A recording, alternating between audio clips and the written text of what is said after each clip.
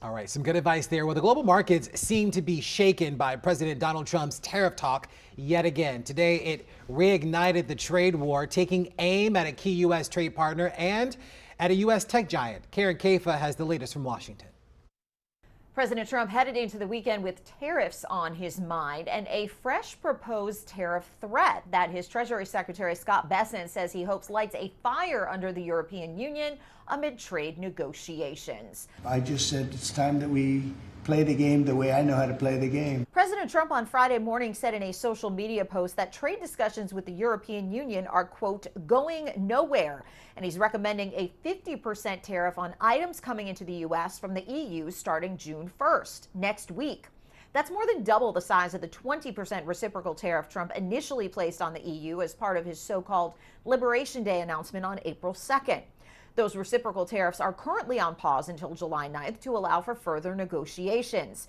Treasury Secretary Scott Bessent told Fox News Friday he hopes the president's recommendation spurs more serious conversation. The 90-day pause on the April 2nd tariffs was based on countries or trade blocs coming to us and negotiating in good faith. And I believe the president believes that the EU proposals have not been of the same quality that we've seen from our other important trading partners. Trump also threatening to slap at least a 25% tariff on Apple if Apple doesn't manufacture iPhones here in the U.S.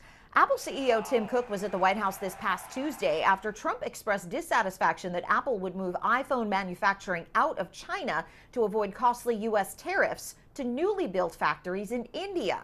Trump has said he wants to see more manufacturing here in the U.S. That's the big motivation behind all of these tariffs.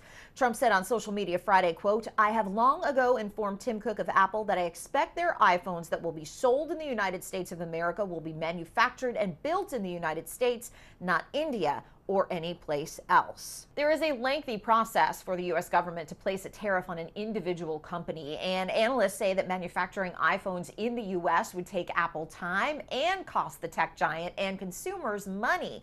Veteran tech analyst Dan Ives says that the shift would take Apple about 5 to 10 years and push the cost of an iPhone to $3,500. In Washington, I'm Karen Kaifa. $3,500 for iPhones is... I was going to say this might be my last one. Scary, friend. I might have to go to the Google phone. Okay.